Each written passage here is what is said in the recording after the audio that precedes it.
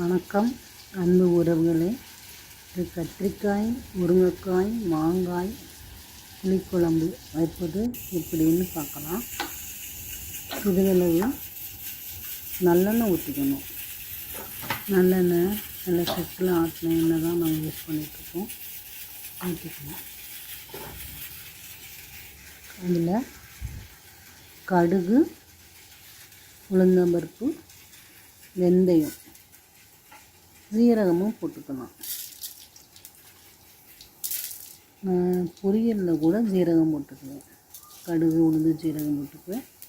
புளிக்குழம்பு வைக்கிறதுனால சிறிதளவு வெந்தயமும் போட்டு நல்லா பொன்னிறமாக வறுத்த பிறகு கருவேப்பிலை, சிறிய வெங்காயம் 2 அறுத்து கட் பண்ணி 2 அறுத்து கழுவிட்டு 2 அறுத்ததை போட்டு கொஞ்சம் வதங்கணும். நல்லா பொன்னிறமாக வதங்கின பிறகு கத்திரிக்காவை தண்ணியில் போட்டு அறுத்து வச்சுருக்கேன். அதையும் கழுவிட்டு 2 டைம் நல்லா கழுவிட்டு கழுவிட்டு தான் அறுத்து வச்சுருக்கேன். அதையும் நல்லா போட்டு வதங்கிடணும். நல்லா 3 நிமிஷம் வதக்கணும். வதக்கின பிறகு புளி ஒரு எலுமிச்சம்பழ அளவு புளி ஊற வச்சுருக்கேன். அதை கரைச்சி ரெடியாக எடுத்து வச்சுக்கோங்க. நான் இதோடு பூண்டு போடுவேன். பூண்டு மறந்துட்டேன். அதனால் பூண்டை தனியாக வதக்கி அப்புறம் போட்டுக்கலாம். நல்லா வதங்கட்டும். வதங்கின பிறகு நான் வெங்காயமும் தக்காளியும் வதக்கி அரைச்சி அதை குழம்பு போடுவேன். ஒரு 10-12 சின்ன வெங்காயம், 3 தக்காளி, பெருசாக இருந்தால் 3, சிறுசாக இருந்தால் 4 போட்டு நல்லா வதங்கின பிறகு வதங்கி ஆறின பிறகு மிக்சியில் அடித்து அதையும் கத்திரிக்காய் வதங்கியிருக்கு இல்லையா, அதோடு சேர்த்துக்கலாம். சேர்த்த பிறகு ஒரு 4-5 ஸ்பூன் சின்ன ஸ்பூன் அதில் வீட்டு குழம்பு பொடி, மசாலா பொடி. நார்மலாக நீங்கள் வீட்டில் அரைச்சி வச்சுருப்பீங்கள்ல, நான் எல்லாத்தையும் ஒன்றா சேர்த்து தான் அரைப்பேன். இதே பொடி தான் சாம்பாருக்கு, புளிக்குழம்புக்கு, மீன் குழம்புக்கு. மிளகு, ஜீரகம் எல்லாமே போட்டு அரைக்கிற பொடி இருக்குல்லே, நல்லா குழம்பு ருசியாக இருக்கும். சாம்பாரும் புளிக்குழம்பு, மீன் குழம்பு எல்லாம் வச்சா ருசியாக இருக்கும். கறி குழம்புக்கு மட்டும் தனியாக அரைச்சி வச்சுக்கலாம்.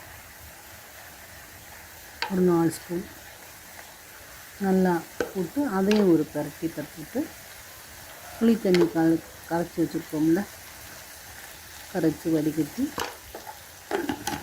அதோடு ஊற்றிடலாம். ஊற்றின பிறகு முருங்கைக்காயும் ஊற்றிக்கலாம். புளி தண்ணி இப்போ ஊற்ற போகிறோம். முருங்கைக்காயும் போட்டு உப்பும் போட்டு போட்டுக்கலாம். நான் இன்றைக்கி குதிரைவாளி ரைஸும் வச்சுருக்கேன். நம்ம சாதாரணமாக ஒயிட் ரைஸும் வச்சுருக்கேன். நல்ல மசால் பொடி போட்டு புளி தண்ணி ஊற்றிக்கலாம். ஊற்றின பிறகு முருங்கைக்காயும் போட்டுக்கலாம். நான் சொன்னேன் இல்லையா, பூண்டு மறந்துட்டேன்னு, இந்த பூண்டு இப்போ உரித்து வச்சுருக்கேன். அதையும் தனியாக இந்த சின்ன வெங்காயம் தக்காளி வதக்கணும் இல்லையா, அதே பாத்திரத்துலேயே போட்டு கொஞ்சம் பொன்னிறமாக வதக்கிக்கலாம். அப்படியே போட்டால் கொஞ்சம் நல்லா இருக்காது.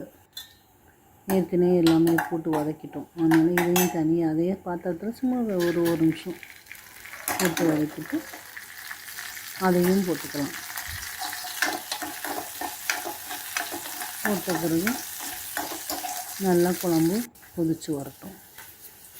கொதித்து வந்த பிறகு மாங்காய், கல்லாமணி மாங்காய் இருக்கு இல்லையா, அதை பாதி அளவு மட்டும் குழம்புக்கு சிறிதாக கட் பண்ணி வச்சுருக்கேன்.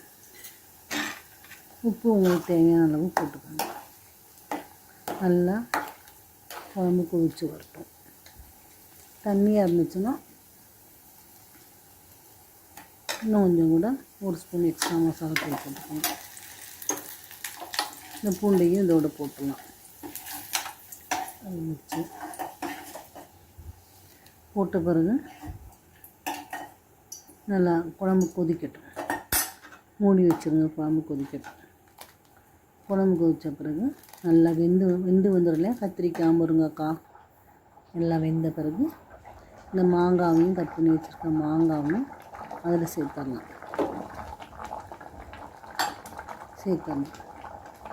சேர்த்த பிறகு நல்லா சிம்மில் வச்சு, கெட்டியாச்சுன்னா கொஞ்சம் தண்ணி கூட ஊற்றிக்கலாம். நல்லா சிம்மில் வச்சு நல்லா மாங்காய் வெந்து வரவும் இறக்கும் போது சிறிதளவு எண்ணெய் கூட ஊற்றிக்கலாம் தேவைப்பட்டால். ருசி பார்த்து உப்பு பத்தலைன்னா உப்பு கூட கொஞ்சம் சிறிதளவு சேர்த்துக்கலாம். சேர்த்த பிறகு நல்லா குழம்பு அதிலே லைட்டாக எண்ணெய் மிதக்கும். அப்போ நல்லா வெந்துருச்சுன்னு இருக்கும். நல்லா சிம்மில் வச்சு மூடி வச்சு வேறு பாத்திரத்தில் சில்வர் பாத்திரத்தில் மாற்றி வச்சிடலாம். புளிக்குழம்பு சில்வர் பாத்திரம், அலுமினிய பாத்திரத்தில் வைக்க வேண்டாம். நான் இன்றைக்கி இதோட முட்டை வச்சு கேரட் பொரியல் பண்ணியிருக்கேன். குதிரைவாலி ரைஸ் வச்சுருக்கேன்.